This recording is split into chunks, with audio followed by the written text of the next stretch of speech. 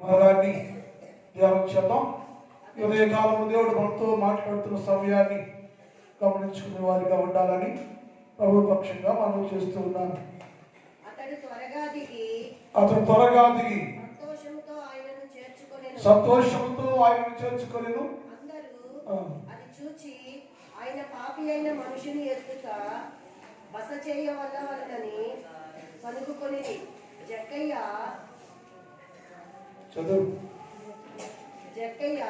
విలోచుండి, ఇదిగో ప్రభువా, నా ఆస్తిలో సగము పేదలకు ఇచ్చేదను. ప్రభు నామ స్తోత్రాలు. మనం ఒక అంశాన్ని ధ్యానం చేస్తున్నాం. విన్నాము. మనం ఇంటికి వెళ్ళే ఉంటారు. మీరు వెళ్ళారా? ఏం ఆలోచన చేశారు ఇంటికి వెళ్ళి? నిన్నంతా ఏం ఆలోచన చేశారు? యేసు ప్రభుని చేర్చుకుందాం అనుకున్నారు, చేశారా? పొద్దున ఏడ పెట్టేద్దామని అనుకున్నారా? ఏం ఆలోచన చేశారు? యేసు ప్రభుని పండుగలు నేను చేర్చుకుంటానయ్యా, జక్కయ్యలాగా, ఓబేదేదులాగా, మరీలాగా నేను కూడా యేసు ప్రభుల వారిని ఈ పండుగలో నా ఇంటిలోనికి, హృదయంలోనికి చేర్చుకుంటాను అనే తీర్మానంతో ఇప్పుడు వచ్చారా? ఎట్టేళ్ళు అక్కడ వచ్చారా? ప్రతి ఏటా మొత్తం ప్రార్థన చేసుకుంటాం, పండుగ చేసుకుంటాం, వెళ్ళిపోతాం. మరి ఆయన సంగతి పట్టించుకోలేవారు. పట్టించుకుంటే ప్రపంచంలో ఎప్పుడో మార్పు చెందేది. ప్రపంచంలో క్రైస్తవ్యం పెరిగిపోతూ ఉండేది. మరి నేను నా ప్రశ్న, నిన్న విన్నామా? యేసు ప్రభుని చేర్చుకుంటే కలిగే లాభాలు ఏంటి విన్నామా? మనం ఏం చేద్దాం? చేర్చుకుందామా, వదిలేద్దామా?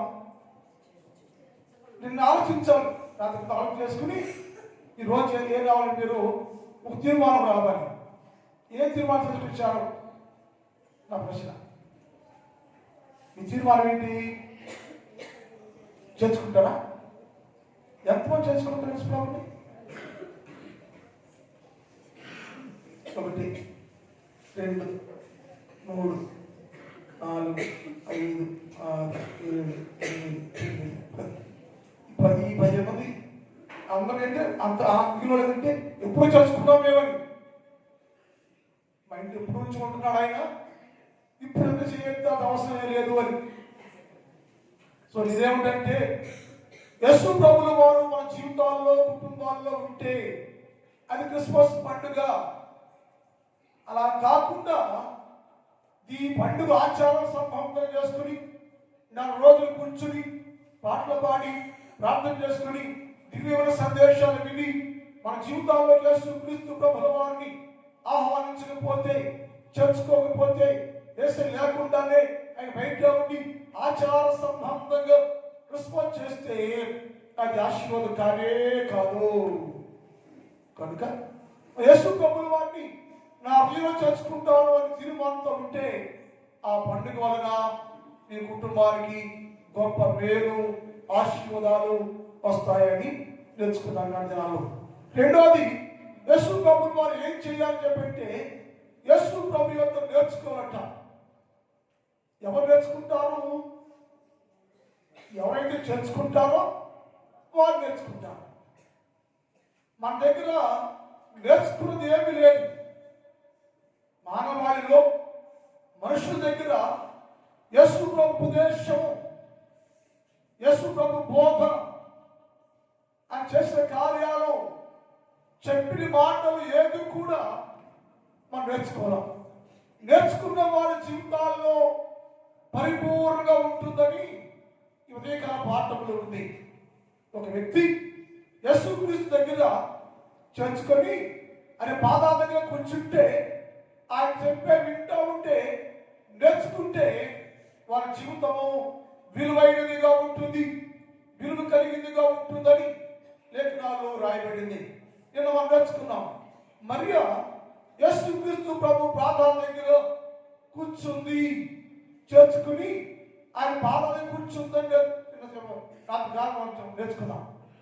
కూర్చుంటే యేసు ప్రభు చెప్పిన మాట అంటే, మరియా నీవు ఉత్తమమైన దానిని, విలువైన దానిని సొంతం చేసుకున్నావు, నీవు ఉత్తమమైన దానిని చేకూర్చుకున్నావు. నీవు ఎలా అంటే నా పాదాలను కూర్చున్నావు, నన్ను ఇంట చేర్చుకున్నావు. నీవు ఇంట చేర్చుకొని నేను చెప్పే ఉపదేశం, నేను చెప్పే బోధ నువ్వు విన్నావు. అందువల్ల అది నీ జీవితానికి ప్రయోజనకరంగా ఉంటుంది. అందుకని నీ దగ్గర నుంచి నా దగ్గర ఏం నేర్చుకున్నావో, అది నీ దగ్గర నుంచి ఎవరు తీసివేయలేరు. నిన్ను గురించి అనేక స్థలాల్లో కొనియాడుతారు అని లేఖనాల్లో రాయబడి ఉంది. అది ఏం చెప్పుకుంటాడు యేసు ప్రభువుకి? బైబిల్ పండితులు చాలా మంది, పెద్ద పెద్ద భక్తులు పండితులు చెప్పే సత్యాలు చాలా ఉన్నాయి. కామెంట్లో కూడా రాసిన విషయాలు చాలా ఉంటాయి. కానీ నేనేమంటే అది యేసు ప్రభు ఏం చెప్పుకుంటారు అంటే, యేసు ప్రభు వారు ఆమెతో మాట్లాడారు, అది ఇంట్లో ఉంది. ఒక రోజులోనే ఆ చాలా నేర్చుకుంటున్న లేఖనాల్లో ఉంటుంది. ఏం నేర్చుకున్నారంటే యేసు ప్రభు చెప్పాడు, నేను సాత్వికుడను, దీన మనసు కలిగిన వాడను, నీ వాటిని భరించి అలాగే చేయాలి నీవు అని చెప్పి ఉంటాడని బైబిల్లో పండితులు చాలా మంది దాని గురించి తెలియపరుస్తూ వస్తున్నారు. అంటే మనం దాని గురించి ఆలోచించే మనం నిజంగానే ఆమె ఉత్తమైంది, విలువైన దాన్ని సొంతం చేసుకున్నాడు. ఎస్సీ మాట్లాడుతుంటే దాని మీ యొద్ద నుంచి ఎవరు తీసివేయలేరు. ఏం నేర్చుకున్నావో అది స్థిరమైంది, ఏం నేర్చుకున్నావో అది బలమైనది, ఏం నేర్చుకున్నావో అది మార్చలేనిది. కనుక నీవు నీ గురించి అనేక స్థలాల్లో చెప్పుకుంటూ ఉంటారు, ప్రార్థన చేస్తారు అన్నాడు. అంటే ఆ ఏం చెప్పాడు అంటే ఇక్కడ నేను సాత్వికుడను, మీరు సాత్వికులుగా ఉండండి. మరి నీవు కూడా నన్ను ఇంటి తెలుసుకున్నావు కాబట్టి, నా బోధ వింటున్నావు కాబట్టి, నన్ను కావడం వచ్చావు కాబట్టి నువ్వేం చెయ్యాలంటే నా సాత్వికత్వాన్ని, నేను సాత్వికుడు కనుక నీవు కూడా నా వలే సాత్వికమైన జీవితాన్ని కలిగి ఉండు. ఆ మాట యేసయ్య మాట్లాడాడు. చూద్దాం మాట అర్థం చేసేవాడది. మత్తయి సువార్త 11:29 చూద్దాం. మత్తయి సువార్త, నేను సాత్వికుడను, దీన మనసు కలిగిన వాడను కనుక నీ మీద నా కాడిని మోసుకొని నా దగ్గర నేర్చుకోండి. మీరు నా దగ్గర నేర్చుకోవాలి. మీరు ఏం నేర్చుకోవాలయ్యా? నా దగ్గర నేను వచ్చి నీ ముందుకు వచ్చి మేము ఏం నేర్చుకోవాలి అంటే, నేను సాత్వికుడను, నా సాత్వికత్వాన్ని, నా సాత్వికమును మీరు నేర్చుకుంటే అది ఉత్తమైంది, అది విలువైనది, అది ఘనమైనది. దానిని మీ ఎంతటి జాబు తీసివేయారు. ఎందుకంటే నా గుణ లక్షణాలు, నా గుణాన్ని నువ్వు కలిగి ఉన్నావు, నా గుణాన్ని అభ్యాసం చేస్తున్నావు, నా గుణాన్ని నువ్వు స్వీకరించావు కనుక నేను సాత్వికుడు కనుక నీవు కూడా సాత్వికంగానే ఉండు, నాలాగా ఉండు, నా గుణము కలిగి ఉండు. అది నేను పుట్టాడు చెప్పడానికి గుర్తుగా ఉంటుంది, సాక్షిగా ఉంటావు. నేను నీ దగ్గర అది ఎవరు తోసివే తీసేద్దాన్ని అని చెప్తే యేసయ్య మాటల్లో మర్మం ఏంటంటే, నేను సాత్వికుడు కనుక మీరు సాత్వికంగా ఉండండి. అది నేర్చుకోవాలి. మనం యేసు లక్షణాలని అవలంబించకుండా, యేసు లక్షణాలని చేర్చుకోకుండా, ఆయన సాత్వికం మనం పొందుకోకుండా ఉంటే క్రైస్తవ్యం కాదు. సంవత్సరాల నుంచి మనం యేసు ప్రభు దగ్గరికి వచ్చి ఏం నేర్చుకోవాలంటే యేసు క్రీస్తు ప్రభుల వారి యొక్క సాత్వికమైన గుణ లక్షణాలు, ఆ స్వభావాన్ని మనం నేర్చుకుంటే మంచిది. ఏంటయ్యా సాత్వికంగా ఉంటే నాకు వచ్చే లాభం ఏంటి? సాత్వికంగా ఉంటే యేసు ప్రభు కాబట్టి దేవుడు ఆయన సాత్వికంగా ఉండటానికే భూలోకానికి వచ్చాడు. నేను కూడా యేసు ప్రభులాగా సాత్వికము కలిగి ఉంటే, సాత్వికుడిగా ఉంటే నాకు వచ్చే లాభం ఏంటి అంటే 2 సమూయేలు గ్రంథం 22:36 చదువుదాం. 2 సమూయేలు గ్రంథం 22:36. నీవు నీ రక్షణ కేడము నాకు అందించుము, నీ సాత్వికము నన్ను గొప్ప చేయును. ఘనత వచ్చింది. ఈ లోకం అందరికంటే నేను గొప్పవాడిగా ఉంటాను. నేను నీలాగా ఉండాలి. నువ్వు నా కేడగా ఉంటావు. నీలాగా నేను కూడా సాత్వికంగా ఉంటే, సాత్వికం కలిగి ఉంటే, నీ గుణ లక్షణాలు అనబడే యేసుక్రీస్తు ప్రభుల వారి గుణ లక్షణాలు మనం నేర్చుకుని సాత్వికం కలిగి ఉంటే, సాత్వికులుగా ఉంటే వారు నీ సాత్వికము నన్ను గొప్ప చేస్తుందయ్యా, విలువైన వ్యక్తి చేస్తుంది. సాత్వికులు కలిగి ఉంటే అన్ని కలిగింది వేరు. యేసుక్రీస్తు లక్షణాల్లో సాత్వికను కలిగి ఉంటే అది నిన్ను గొప్ప చేస్తుంది, హెచ్చించుంది, ఘనపరుచుంది, విలువనిచ్చుంది, సొసైటీలో ఓ ప్రత్యేక స్థానాన్ని కల్పించుందని లేఖనాల్లో రాయబడి ఉంది. ఈ గ్రంథకర్త దేవుడితో మాట్లాడతాడు. దేవా, నాతో మాట్లాడయ్యో, నీ స్వభావం నాకు కావాలంటాడు. నీ స్వభావం నాకు కావాలన్నాడు. ఏంటి నీ స్వభావం అంటే, నేను సాత్వికుడను, నన్ను సేవించేవారు, నన్ను పూజించేవారు, నా ప్రజలు అనబడేవారు, క్రైస్తవ జనాంగం, నా పేరు పెట్టబడిన ప్రతి ప్రజ ఏం చెయ్యాలి అంటే సాత్వికులుగా ఉండండి. అప్పుడు నీవు ఘనత కలిగి ఉంటావు, హెచ్చింపబడేవారుగా ఉంటావు, దీవెనకరంగా ఉంటావు. అనేకుల ముందు నువ్వు కొనియాడబడేవారుగా నిన్ను హెచ్చించి గొప్ప చేస్తారయ్యా అన్నాడు. అంటే ఘనత, గౌరవము, గొప్పతనము నీకు రావాలంటే ఎప్పుడు నీవు సాత్వికంగా ఉండాలి. సాత్వికతను అవలంబించాలి. మనం అది అవలంబిస్తేనే, అది నేర్చుకుంటేనే నీ జీవితంలో యేసుక్రీస్తు ప్రభుని అనుసరిస్తుండాలని ఆయన ప్రాణాలకు వచ్చిన మరియు ఆ మాట వింటే నేర్చుకుంటే యేసయ్య అన్నాడు, ఇది నీ అందరి నుంచి ఎవరు తీసివేయలేరు.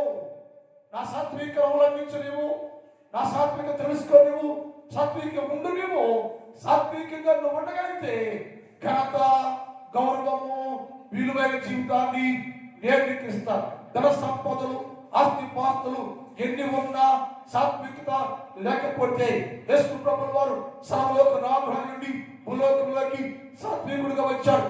ఆ సాత్విక గుణ లక్షణాలు ప్రతి విశ్వాసి కలిగిన వారుగా ఉండాలని యేసయ్య బోధ. నేను సాత్వికుడను, మీరు కూడా సాత్వికులుగా ఉండండి. నేను సాత్వికుడను, నేను సేవించేవారు అందరూ కూడా నారాయణ గుణం కలిగి ఉండండి. సాత్వికంగా ఉంటే ఘనత, గౌరవము నీకు వస్తుంది. కొలస్సీ పత్రిక 3:12 చదువుతాం. కొలస్సీ పత్రిక 3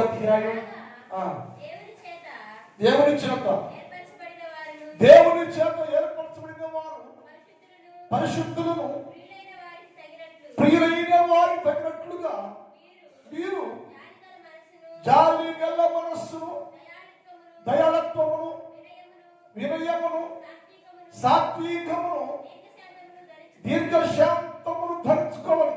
ఎలా ధరించుకోవాలంటే కింద అంటాడు, ధరించుకోవడం అంటే నేర్చుకుంట తరచుమారు. సాత్విక ధరించుకుంటే సాత్విక వస్తువులాగా, అంగీలాగా ధరించుకోవాలి. ఎవరైతే ఎవరు యేసుక్రీస్తు పాదాల దగ్గర కూర్చుని బోధ వింటారో, నేర్చుకుంటూ ఉంటారో, నేర్చుకున్న వారు దాన్ని నేర్చుకుంటే అది నీకు విలువ కలిగినదిగా ఉంటుంది. మానవ జీవితాల్లో సాత్వికాన్ని కలిగి ఉంటే క్షేమం, ఆశీర్వాదం, ఆరోగ్యమని లేఖనాల్లో రాయబడి ఉంది. ఈ సాత్వికమే నిన్ను సకలమైన ఆశీర్వాదంతో నింపుతూ ఉంటుందని లేఖనాలు రాశారు. అందుకని మనం ఏం చేయాలి? పండుగలో ఒకటేమో యేసు గురించి తెలుసుకోవాలి, రెండేమో యేసు గుణ లక్షణాలని నేర్చుకోవాలి. ఏంటి యేసు గుణం అంటే ఆయన చెప్పాడు, మొదటిది నేను సాత్వికుడను, మీరు కూడా సాత్వికమైన మనస్సు కలిగి దాన్ని ధరించుకోండి, దాన్ని కలిగి ఉండండి. అప్పుడు మీరు హెచ్చించబడి ఘనత కలిగి గౌరవంగా సొసైటీలో ఉంటారు. సాత్వికం లోపిస్తే మీరు వేరే జీవితం కోల్పోతున్నామని మనం గ్రహించాలి. సాత్వికం లోపిస్తే మీరు వేరే జీవితాన్ని కోల్పోతున్నామని అంటే యేసు ప్రభు కోల్పోతున్నామని అని చెప్పాడు. సాత్వికాన్ని ధరించుకోండి. మీరు నేర్చుకున్న వారు ఎన్నటికీ దాన్ని విడిచిపెట్టలేరట. ఒక్కసారి యేసు ప్రభు దగ్గర సాత్వికాన్ని లేక ఉపదేశాన్ని బోధము నిజంగా నేర్చుకున్న వారు ఎప్పటికీ దాన్ని విడిచిపెట్టలేరు. కాబట్టి మనం ఈ పండుగ ఏం చేయాలంటే ఆయన దగ్గర నేర్చుకోవాలి. నువ్వు ఏం నేర్చుకుంటావు అంటే సాత్వికాన్ని నేర్చుకోవాలి. తీతు పత్రిక 3వ అధ్యాయం 1-2 చదువుతాం. అధిపతులకును అధికారులకును లోబడి విధేయులుగా ఉండాలని ప్రతి సత్కార్యం చేయుటకు సిద్ధపడి ఉండవలని మనుషులందరి ఎదుట నీవు పూర్ణమైన సాత్వికమును కనపరచుచు ఉండాలట. అధికారం దగ్గర, ప్రధానం దగ్గర, మనుషులందరి ముందు నీవేం నేర్చుకున్నావో నువ్వు నేర్చుకున్న సాత్వికాన్ని కనపరచాలి. నేర్చుకుంటున్నావు. మనం 100 సంవత్సరాలు నేర్చుకుంటూనే ఉన్నాం. నువ్వు నేర్చుకున్న బాగుందే, నేర్చుకున్న విషయాలు ఉన్నాయే. ప్రభు దగ్గర ఏం నేర్చుకుంటున్నావో దానిని అధికారం దగ్గరను, ప్రధానం దగ్గరను, ప్రజలందరి ముందు నీ సాత్విక జీవితాన్ని కనపరచాలి, తెలియజేయాలి. యేసయ్యన్నాడు, నేను సాత్వికుడను, మీరు కూడా సాత్వికులుగా ఉండండి, నా దగ్గర నేర్చుకోండి. నేర్చుకుంటే నేను ఎలా చెబుతున్నానో మీరు కూడా అనేకుల దగ్గర సాత్వికాన్ని ప్రదర్శించండి, సాత్విక రుజువుపరచుకోండి. మనుషులందరి ముందు నీ సాత్వికాన్ని తెలియచేయండి. అప్పుడు నేను నీలో ఉన్నట్టు లెక్క, నేను నీతో నన్ను చేర్చుకున్నాను చెప్పే లెక్క. యేసు ప్రభువుని పాదాలకు కూర్చుని నేర్చుకుంటున్నాను. నేను ఏం నేర్చుకున్నావంటే సాత్విక నేర్చుకుంటున్నాను. సాత్విక నేర్చుకోవాలి. మనం సాత్విక కలిగి ఉంటేనే క్రిస్మస్ పండుగ. యేసు మాటది, నేను సాత్వికుడను, నువ్వు సాత్వికులుగా ఉండండి. సాత్వికులు ధన్యులు అన్నాడు యేసయ్య. సాత్వికులు ధన్యులు, భూలోకమంతా నీదే, భూలోక స్వతంత్రించుకుంటా నేను. సో నువ్వు సృష్టిలో అనేక వాటి మీద అధికారిగానే ఉంటావు. ఎవరినంటే ఎవరు సాత్వికమైన మనస్సు కలిగి ఉంటే వారు భూలోకములో అనేక వాటి పైన నిన్ను దేవుడు అధికారిగా నియమించును.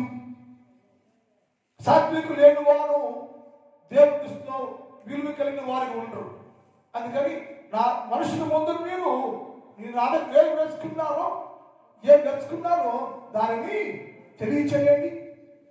నేర్చుకుందాం. నా దగ్గర ఏం నేర్చుకున్నావో, ఎక్కడ అయినానో, ఎక్కడి సాత్వికం, ఎక్కడ నేర్చుకున్నావయ్యా ఈ పావిడిత అంటే యేసు క్రీస్తు ప్రభుల వారి పాదాల దగ్గర కూర్చుని నేను సాత్వికాన్ని నేర్చుకున్నానయ్యా, దాన్ని కనపరుస్తూ ఉన్నా, అలాగే జీవిస్తూ ఉన్నా, దాన్ని తెలియపరుస్తున్నా అని చెప్పి లోకానికి సాక్ష్యం ఇచ్చే సాక్ష్య జీవితాన్ని కలిగిన వారుగా ఉండాలంటే నీవు కూడా యేసు క్రీస్తు ప్రభు దగ్గర సాత్వికాన్ని పొందుకొని నేర్చుకుంటే నీ జీవితము విలువగా ఉంటుంది.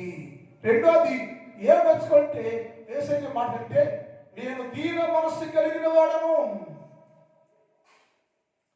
నాకు మనస్సు ఉంది, దీన మనస్సు, అది దీనత్తుగా వచ్చేసాడు వేసాడు. క్రీస్తు యేసు కలిగిన మనసు మీరు కూడా కలిగి ఉండండి అన్నాడు యేసయ్య. పౌరభక్తుడు అంటే యేసు ప్రభు వారు దేవుడు అయ్యండి, సర్వసృష్టికర్త అయ్యండి, సర్వలోకాన్ని పరిపాలించే నాథుడు అయ్యండి, దీనుడుగా దీన మనసు కలిగి ఉన్నాను నేను. యేసన్నాడు సాత్వికుడను, దీన మనసు కలిగిన వాడని నేను. దేవుడు నేనే దీన మనసు కలిగి ఉంటే నువ్వేం చేయాలంటే నా దగ్గర కూర్చుని దీన మనసు ఎలా ఉంటుందో, దీన మనసు కలిగి ఎలా ఉంటారో, దీన మనసు కలిగిన వారు ఎలా జీవిస్తారో నేర్చుకోండి. మనందరూ దీన మనసు లేకుండా ఉంటున్నామంటే దీనత్వమే లేదు, తగ్గింపే లేదు, తగ్గించిన జీవితం లేదు, దీన మనసు లేదంటే మన యేసు ప్రభు దగ్గర దేనిని కూడా నేర్చుకోవటం లేదు. మరియు నేర్చుకుంది, ప్రదర్శించింది, దీనత్వం చూపించింది, యేసు ప్రభు దృష్టిలో గనురాలుగా ఎంచబడిన ఒక పాపాత్మురాలు. యేసు జీవితం జీవించే వ్యక్తి యేసు క్రీస్తు ప్రభు పాదాల దగ్గర కూర్చుని ఆ సాత్వికాన్ని, దీన మనసు ఉండాలి, క్షమితే నేర్చుకుని అలాగే జీవించింది. మన జీవితాల్లో కూడా మనం దీన మనసు కలిగిన వారుగా ఉండాలి. యేసు అన్నాడు, నేను భూలోకంలో ఎవరు దీన మనస్సు కలిగి ఉంటారో వారితో కలిసి ఉండాలని నేను పరలోకం విడిచిపెట్టేసి దీనుడుగా భూలోకానికి వచ్చి వారితో కలిసి నివాసము చేయాలి అనుకుంటున్నా. యెషయా గ్రంథం 57:15. యెషయా 57:15 చదువుతామండి. మహాగణుడు మహోన్నతుడును పరిశుద్ధుడును నిత్య నివాసి అయిన ఇలా సెలవిచ్చుచున్నాడు, మహోన్నతమైన పరిశుద్ధ స్థలంలో నివసించే దేవుడని నేను అయినను. గమనించాలి, నేను పరిశుద్ధుడను, పరిశుద్ధ మనసు కలిగిన వాడను, పరిశుద్ధ స్థలం నివసించే దేవుడని నేను అయినను వినయము గలవారి జీవింప చేయడానికి, నలిగిన వారి ప్రాణాలను జీవింప చేయడానికి, వినయం గల వారి యొద్దకు, దీన మనసు కలిగిన వారి యొద్దకు నివసించుచున్నాను నేను. పరలోకం వదిలేశాను నేను, ఆ వైభవం వదిలేశాను నేను, భూమిలోకి వచ్చేసాను నేను. ఎందుకు వచ్చావయ్యా ఆయన చేసేనాడు, ఎవరైతే దీన మనసు కలిగి నా దగ్గర నేర్చుకుని, నా బోధ నేర్చుకుని, నా వాక్యం నేర్చుకుని ఎవరు దీన మనసు కలిగి ఉంటారో వారితో కలిసి నివాసం చేస్తానికి, వారితో కలిసి ఉండి దీన మనసు కలిగిన వారితో నేను ఉండాలని వచ్చాను నేను పరలోకంలో నుంచి. అంటే మనుషులు ఎవరు దీన మనసు కలిగి ఉంటే వారితో యేసుక్రీస్తు ప్రభుల వారు కలిగి ఉంటాడు, నివసిస్తాడు. అది వారి దీవెన. యేసు కోరితే మన దగ్గర నుంచి వెండి బంగారాలు కోరుకోవట్లేదు అయ్యా, ధన ధాన్యాలు కోరుకోవట్లేదు అయ్యా. యేసు కోరితే మీరు అందరూ దీన మనసు కలిగిన వారికి ఉండాలని నేను కోరుకుంటున్నాను. అది నేర్చుకోండి, అవలంబించండి, అలా ఉండండి అని యేసు ప్రభుల వారు అనేక సందర్భాల్లో లేఖనాలతో మనతో మాట్లాడారు. మీకా గ్రంథం 6:8 చదువుదాం. మీకా 6:8 చదువుదాం. మనుషుడా ఏది ఉత్తమం, నీకు ఏది ఉత్తమం, ఏది మేలయ్యా నీకు? మనుషుడా, క్రైస్తవుడా, దేవుని సేవిస్తున్న మనుషుడా, ఏది మేలు నీకు, ఏది ఉత్తమంటే మరి చెప్పలేడు. మరియా ఉత్తమమైన దానిని, ఉత్తమము అయిన దానిని నీవు సొంతం చేసుకున్నావు. మనుషుడా, నీకు ఏ ఉత్తమయ్య అంటే అది తెలియజేస్తున్నాను నేను. న్యాయముగా ఉంటాను, కనికరాన్ని ప్రేమించు, దీన మనస్సు కలిగి నీ దేవుని ముందు ఉండాలను. ఇందాకేమో సాత్వికంలో మనుషుల్ని కనపరచట, సాత్వికాన్ని మనుషుల్ని కనపరచట, దీన మనస్సు అనేది దేవుని కనపరచట. అది నేర్చుకున్న వారు దీన మనస్సు కలిగి నీవు ఉంటే అదే కోరుకుంటున్నా నేను కింద పడ్డాను. అదే కదా నీ కోరేది, ఇంతే కదా యెహోవాను అడిగేది. ఏ సంగతి? న్యాయంగా ఉండు, నీతిగా ఉండు, చట్టంగా ఉండు, క్రమంగా ఉండు, దీన మనసు కలిగి ఉండు, నాలాగుండు, నా వలే. నేను దీన మనసు కలిగిన వాడు కనుక మీరు కూడా దీన మనసు వస్త్రాన్ని ధరించుకొని నా దగ్గర నేర్చుకోండి. యేసు ప్రభు దగ్గర నేర్చుకుంటే ఎప్పటికీ దీన మనసు కలిగిన వారుగా ఉంటారు. యేసు కోరేది నువ్వు మనస్సు దీన మనసు కలిగి ఉండాలి. నువ్వు దీన సాత్వికమే కాకుండా దీనుడుగా నిన్ను తగ్గించుకుంటూ అన్ని రంగాల్లో తగ్గింపు కలిగి దీన మనసు కలిగి ఉంటుంది కదా నేను కోరుకుంటున్నా. అడిగేది ఆస్తును, వెండిను, బంగారాన్ని నేను కోరుకోవటం లేదు. మనుషులందరూ దీన మనసు కలిగి యేసు క్రీస్తు ప్రభు ఏం నేర్చుకుంటున్నావో అలాంటిది నాలాగా ఉండాలని అది నేర్చుకోవాలని యేసు ప్రభుల వారు తెలియజేస్తా ఉన్నారు. దేవుని పిల్లలారా, మన యేసు ప్రభుని చేర్చుకునే వారుగా ఉండాలి. రెండోది, ఆయన దగ్గర నేర్చుకోవాలి. నేర్చుకోకుండా ఆచారంగానే అలవాటుగానే వచ్చాము పోయామంటే ఎప్పటి మన జీవితాల్లో యేసు క్రీస్తు ప్రభుని లోకానికి చూపించలేము, సాక్షిగా ఉండలేవు, నువ్వు సాక్షిగా జీవించలేవు. కానీ నీలో ఉండాలంటే దీన మనసు అనేది కలిగి ఉండాలి. అది నిన్ను ఘనపరచుదల ఉంది. దీన మనసు కలిగి ఉంటే నీకు అది ఘనపరచుదట, ఘనత, విలువ, గౌరవాన్ని పెంచి నీకు ఇచ్చును. అందుకని మనం యేసు దగ్గర ఏం నేర్చుకుంటే ప్రభువా, నాలో దీన మనసు లేకపోతే ఒకవేళ లేకపోతే నాకు నిజమైన దీన మనసు దయచే ప్రభువా అని యేసు క్రీస్తు ప్రభువా దగ్గర మనం ప్రార్థన చేస్తే, ఇప్పుడైనా పండుగ అడిగితే ఇప్పుడైనా నీకు దేవుడు దీన మనసు ఇస్తాని వాక్యంలో రాయబడి ఉన్నది. బైబిల్ మాట యెషయా గ్రంథం 29:19. యెషయా 29:19 చదువుతాం. యెహోవా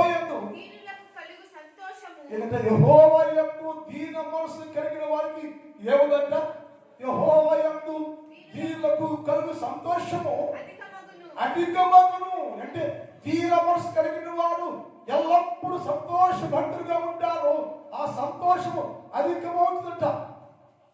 నువ్వు దీన మనసు కలిగి ఉంటే, యేసు క్రీస్తు మనసును కలిగి ఉంటే, దీన మనసు కలిగి జీవిస్తూ ఉంటే, నీ జీవితంలోకి యేసు క్రీస్తు ప్రభు ఆజ్ఞను నేర్చుకుంటా ఉంటే అది నిన్ను సంతోషాన్ని కలుగు చేస్తుందట. మనుషులలో ఇశ్రాయేలు యొక్క దేవుని యందు ఎవరైతే దీన మనసు కలిగి ఉంటారో మనుషుల్లోనూ దేవుని ముందు ప్రజల ముందు నిత్యము ఆనందంగా ఉంటాం. ఎందుకంటే నేను నేర్చుకున్న బోధన అంటే యేసు సాత్వికాన్ని నేర్చుకున్నాను, నేను యేసు దీన మనసు నేర్చుకున్నాను, నేను ఆయన గుణ లక్ష్యం నేర్చుకున్నాను, నేను ఆయన గుణం ఎలా ఉందో నేను ఎలా ఉంటున్నాను. కాబట్టి నా దిగులే లేదు. నిత్యం నేను లోకంలో ఇశ్రాయేలులో కానీ ప్రజల్లో కానీ ఎప్పుడు నేను సంతోషముగా ఉంటారు. అంటే ఎవరు దీన మనసు కలిగి ఉంటే వారికి ఎల్లప్పుడూ సంతోషము, ఆనందము, ఘనత, గౌరవాన్ని నా దేవుడు నీకు ఇచ్చి నేను ఉత్తమైన వాడిగా, విలువ వ్యక్తిగా చేయటకు యేసయ్య ఇష్టపడతాడు. కానీ నువ్వేం చేయాలంటే యేసు ప్రభువుని నేర్చుకోవాలి. అన్ని నేర్చుకుంటాం, మనం అన్ని నేర్చుకుంటాం, వాక్యం నేర్చుకుని ఇష్టపడం. నేను చాలా నేర్చుకున్నా భక్సిక దగ్గర. ఆయన పాడెత్తి కూర్చోబెట్టి చెప్పయ్యా, చెప్పునైనా మరమ్మా నేర్చుకున్నా. 8 సంవత్సరాలు బైబిల్ కాలం చదువుకున్నా నేను. మళ్ళీ పాఠ్యగ్రంథాలు, పరమగీతాలు, ఈ చాలా బుక్స్ అన్ని మరి రీసెర్చ్ చేశాను నేను. ఇది నేర్చుకున్నా. మా గురువు ఉన్నాడే భక్సిక దగ్గర నేను 18 సంవత్సరాలు నేర్చుకుంటూనే ఉన్నా. ఆయన బతికించి పడుకుంటే నేను తీర్చి కూర్చోబెట్టి ఆయన చెప్పి ప్రతి మాట విలువైంది. ఆ సందేశాన్ని వింటే యేసయ్య మర్మాన్ని నాకు బోధించిన ఆయన. ఇప్పుడు నేర్చుకుంటే ఇష్టపడాలి మనం. యేసు అంటే నేర్చుకోవాలి మనం. యేసు మాట నేర్చుకోవాలి, యేసు బోధ నేర్చుకోవాలి. యేసు నేర్చుకున్న వారు ఘనత కలిగి ఉంటారు, విలువ కలిగిన వారుగా ఉంటారు. మరి చెప్పాడు, మరి నువ్వు నేర్చుకున్నావు కాబట్టి ఇది నీ ఎంత నుంచి ఎవరు తీసేయారు? నీకు స్థిరంగా ఉంటుంది, దాన్ని ఎవరు తీసేయారు, మార్చలేరు. అది విలువనిచ్చింది లెక్క చెప్పి యేసయ్య మాట్లాడాడు. చివరి 3వ చెప్పాడు ఆయన, మీరు ఏం నేర్చుకుంటే నా యందు భయభక్తులు నేర్చుకోవాలంట. అన్నీ ఉండే ఇక్కడ. సాత్వికులు కావాలంట, జర్మన్స్ కావాలంట, భయభక్తులు కావాలంట. ఇది క్రైస్తవ్యం. దాని కీర్తన 34వ అధ్యాయం చూద్దాం సర్వం. దాని కీర్తన 34:12 చదువు. నేను ఎల్లప్పుడూ యెహోవాను సన్నుతించెదను. చదువు. పిల్లలారా, ఎవరు? సాత్విక కలిగిన వారు, నేర్చుకున్న వారు, దీన మనసు నేర్చుకున్న వారు ఏమవుతారు? దానికి పిల్లలవుతారట. సాత్వికులు కలిగిన వాడు, దీన మనసు కలిగిన వాడు ఏమవుతారంటే, పిల్లలారా మీరు వచ్చి నా మాట వినుడి, యెహోవా యందలి భయభక్తులు మీకు నేర్పెదను. దేనికి నేర్పెదను అంటే మరి ఇన్ని కాలం వచ్చి ఏం నేర్చుకున్నామంట? భయభక్తులు లేవా? భయం లేదా? వాక్యం లేదా? భయభక్తులు నేర్చుకోలేదా? భయభక్తులు నేర్చుకున్న వారు ఎప్పుడు సాత్వికులుగా ఉంటారు. భయభక్తులు నేర్చుకున్న వారు దీనమస్ కలిగి ఉంటారు. భయభక్తులు నేర్చుకున్న వారు యేసుక్రీస్తులాగే అన్ని రంగాల్లో తగ్గించుకోవాలిగా ఉంటారు. ప్రార్థన టైం అయిపోయింది. మిగిలిన భాగాన్ని రేపటి కాలంలో ధ్యానం చేద్దాం. నా తండ్రి, మీ పాదములకు వందనాలు. పరిశుద్ధుడమైన దేవ, ఉదయకాలం నిన్ను చేర్చుకునేవారు నేర్చుకోవాలని మాతో మాట్లాడుతూ వచ్చారు. ఏం నేర్చుకోవాలో తెలియపరిచారు. సాత్వికాన్ని, దీన మనస్సును, భయభక్తులు నేర్చుకున్నవారు దేవుని నిత్యము నిలిచి ఉంటారు అని చెప్పాను. అలాంటి జీవితాలయ్యా నేను కలిగి ఉండకు సహాయం చేయి. ఉదయకాలంలో ఈ స్థానంలో ఉన్న ప్రతి బిడ్డను దీవించండి, ఆశీర్వదించండి. ప్రతి బిడ్డకు, ప్రతి కుటుంబానికి ఈ క్రిస్మస్ పండుగ దీవెనలు దయచేయండి. నా సంఘాన్ని బట్టి ప్రార్థన చేస్తున్నా. నా సంఘాన్ని దర్శించండి, నా సంఘాన్ని దీవించండి, ఆశీర్వదించండి. నా సంఘంలో ఉన్న ప్రతి కుటుంబాన్ని దీవించండి. ఆ కుటుంబాలు కూడా సంపూర్ణ క్రిస్మస్ దీవెన అనుగ్రహించమని ప్రార్థన చేస్తున్నా. వ్యవసాయం చేస్తున్న అందరూ దీవించు. మరి పొలాల్లో పంటలు తోడుకోవండి. కష్టపడి పనులు చేస్తున్న బిడ్డలకు ఆరోగ్యం ఇవ్వండి, బలాలు ఇవ్వండి, పరిపాలన తోడుగా ఉండండి, కృపాక్షేమం ఇవ్వండి. రోజంతా బిడ్డలు దీవించి బలపరచమని యేసు వారి పరిశుద్ధ నామములో ప్రార్థిస్తూ ఉన్నాం తండ్రి.